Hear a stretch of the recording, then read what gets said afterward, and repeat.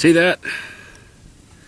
That right there is not much to be too concerned about, but along with the lines of common sense, this topic is a little bit off the topic of firearms, but it falls in line with common sense. Now, again, this isn't anything too serious, but this is one of the problems that we could face in the situation where we have no medical help available.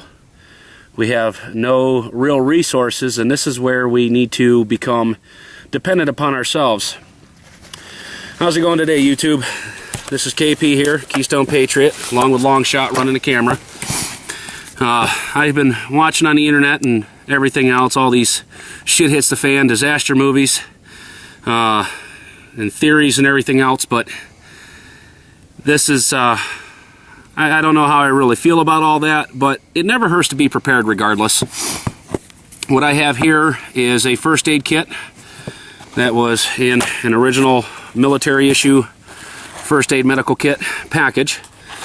My friend Chris, who owns WERFA First Aid Company, Wilderness Emergency Rescue First Aid, I believe it stands for, custom builds these kits, and I had this one built for me. As you can see, again, it's nothing real serious. It's just really a minor scratch. I cut myself on the edge of a log. But in a survival situation, as I'm sure you've probably seen on every other YouTube video that's out there,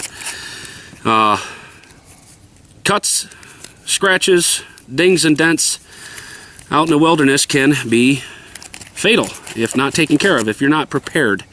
And this follows along the lines of being prepared and, like I said, with common sense. Now, I got all sorts of stuff in here.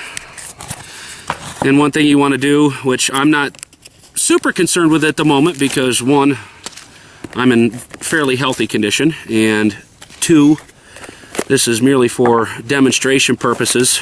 I figured it would be a good opportunity to put this out there for what few people actually watch my channel. You don't have to have the biggest, you don't have to have the best, the fanciest. You got to use common sense. All you need to do is just to be prepared. Now, something as simple as this alcohol prep pad. You don't need anything more. Just open her up. Make sure you clean it up real good. Now, for any of you who are squeamish about alcohol, oh, it burns, well, let me tell you something. Nut up. Don't be such a sissy, alright? Come on. As my old man always used to tell me, the burn means it's working. It's kind of like losing weight. If you're sweating, you're feeling hot, well, guess what? You're losing your fat butt. You always want to make sure that you clean up real good. In today's modern age, I'm not going to recommend any antibiotics. I mean, you can put Neosporin on this or those triple antibiotic ointments, whatever you want to do, but there's no real sense in it. I mean, you're wasting resources. You want to keep the area around it nice and clean. All the way around. Oh, somebody's out having fun like we've been today. Get it good and clean. And get a damn Band-Aid. You don't need stitches. You don't need an abdominal pad. You don't need, what the hell they call that stuff? Quick Clot? Yeah, you don't need Quick Clot. You don't need any of that junk. Just a frickin' Band-Aid and an alcohol wipe. Again, use some common sense. If you don't have access to a first aid kit, water. Nice clean water. A little bit of soap. Doesn't take much. Or you can use crazy glue like Longshot here does, but that shit kind of burns. Worse than the alcohol. I recommend if you're going to use anything like that, you get the liquid stitch, or the new skin, whatever name they use for it nowadays.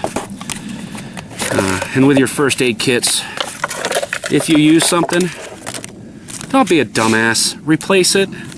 That way, if you really absolutely need it, you've got it. You don't have to go, oh, crap. I'm out. Because guess what? It might not be your life that needs saving. It could be somebody else's. I highly recommend to everybody I know that even if you already know first aid, CPR, and you can follow the voice prompts on an AED, well, guess what? It's not good enough. I don't believe, now I'm a veteran, long shot's a veteran. We get trained to do this type of stuff in the military. And the military by far receives some of the best training that you could ever get your hands on.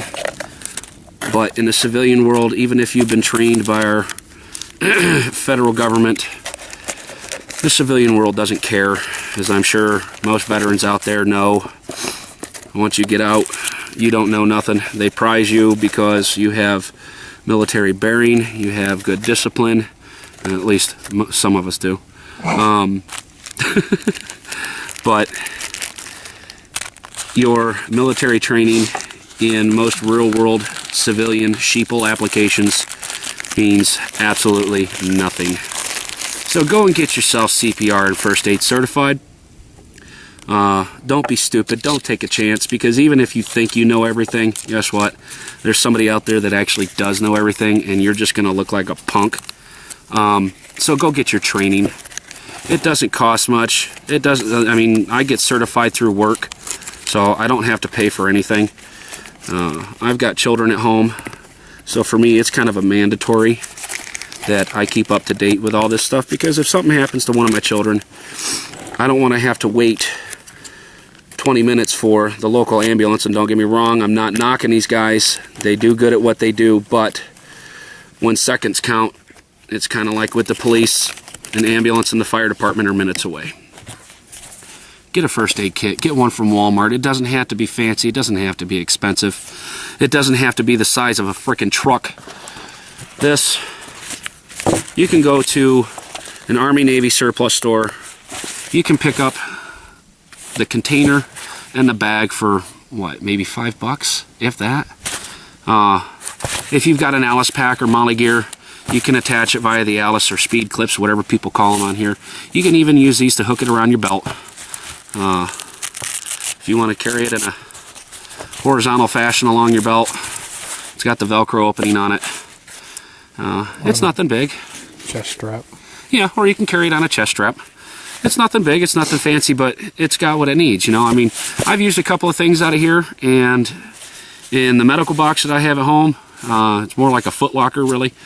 You need one when you've got kids. I'm sure anybody out there that's got kids already knows exactly where I'm coming from.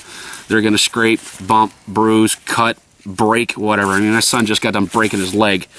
You're going to need a first aid kit. Don't play around. I mean, you know, that was just a minor little boo-boo, as we would tell the kids. But, you know, if you're out here in the woods, you know, granted we're at camp right now, but, you know, if you're out in the Alaskan wilderness and the Canadian wilderness,